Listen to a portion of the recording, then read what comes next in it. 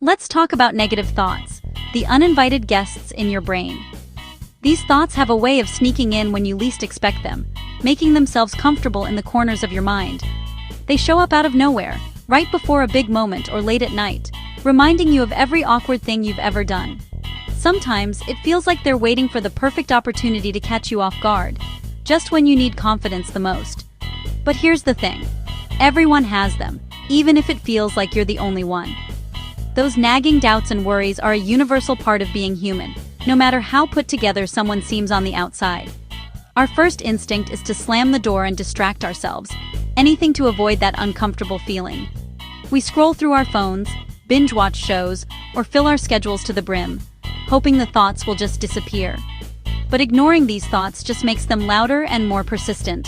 The more we try to push them away, the more determined they become to stick around. They're not monsters, just persistent salespeople trying to get your attention. They knock and knock, hoping you'll finally listen to what they have to say. The more you avoid them, the more they demand to be noticed. It's like your brain is sending you endless notifications, refusing to be ignored. This cycle of avoidance is exhausting and never really works.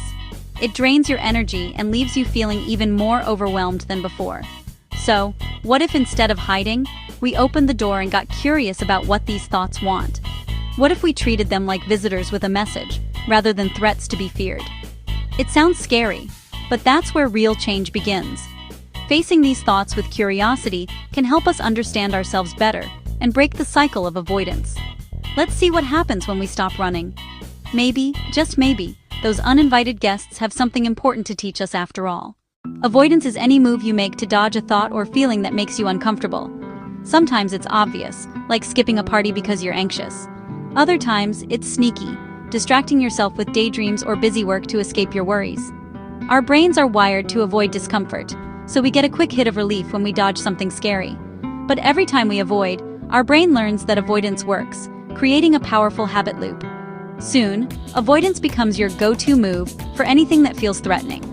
Over time, you build a world full of things you can't do or think about, all in the name of feeling safe. But this safety is an illusion. The more you avoid, the smaller your world becomes. Let's break that cycle. Avoiding your thoughts feels good at first, but it backfires. The more you try not to think about something, the more it pops up, like trying to hold a beach ball underwater. This constant effort is exhausting and drains your energy for things that matter. Avoidance shrinks your world, making you miss out on joy and connection. It teaches your brain that you can't handle discomfort, reinforcing your fears. You never get to learn that you can survive anxiety, or that your fears are often exaggerated. Instead, you stay stuck in a cycle of fear and avoidance. There's a better way. The alternative to avoidance is facing your thoughts, what psychologists call exposure. Instead of running from what scares you, you turn toward it, even if it's just a little at a time. This is a powerful shift, and it's at the heart of how people overcome their fears. Exposure means gently approaching the things you've been avoiding and letting your brain see that they're not actually dangerous. It's not about forcing yourself into terrifying situations, but about taking small, manageable steps. At first, your anxiety spikes, and your body might react with a racing heart or sweaty palms. But if you stay with it, even for a short time, your brain starts to realize the threat isn't real. Over time, the anxiety fades on its own. This process can feel uncomfortable, but it's a sign that your brain is learning. This is called habituation, and it's how your brain rewires itself. Each time you face your fear, you're teaching your mind a new lesson. Each time you face a fear, you weaken the old fear pathways and build new, calmer ones. It's like forging a new trail in your mind, one that leads to confidence instead of panic. You teach your brain, I can handle this. With every attempt, you're proving to yourself that you're stronger than you thought. The thought loses its power, and what once felt overwhelming starts to shrink. You begin to see your worries for what they are. Just thoughts, not facts. For example, if you're afraid to speak up, try it once, even if your voice shakes. The first step is always the hardest, but it's also the most important. When nothing terrible happens, your brain updates its story. You start to realize that the worst-case scenario rarely comes true. The next time is easier, and your confidence grows with each new experience.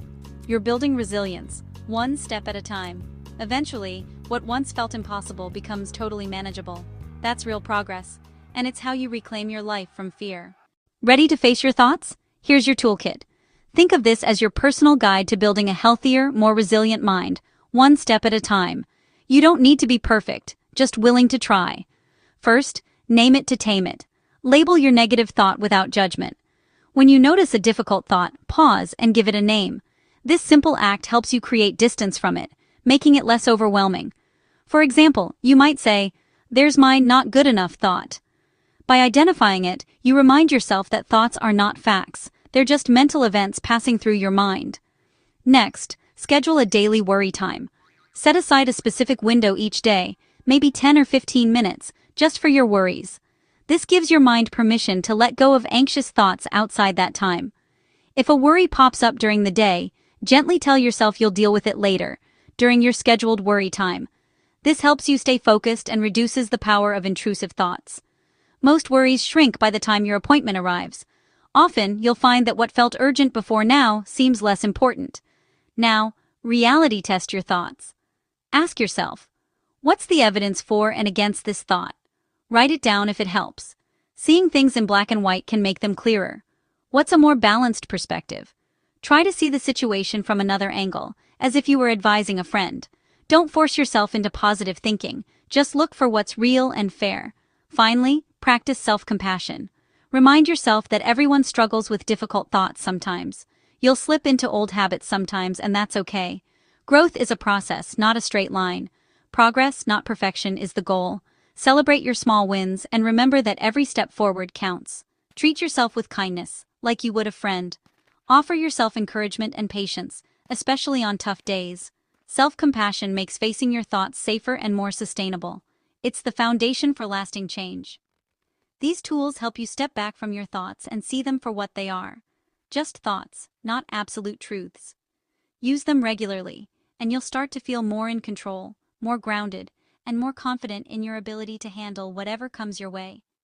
Facing your thoughts is a skill you can build, and every day is a new opportunity to practice. Let's get started. When you change your relationship with your thoughts, everything shifts. You gain confidence every time you face a fear and realize you can handle it.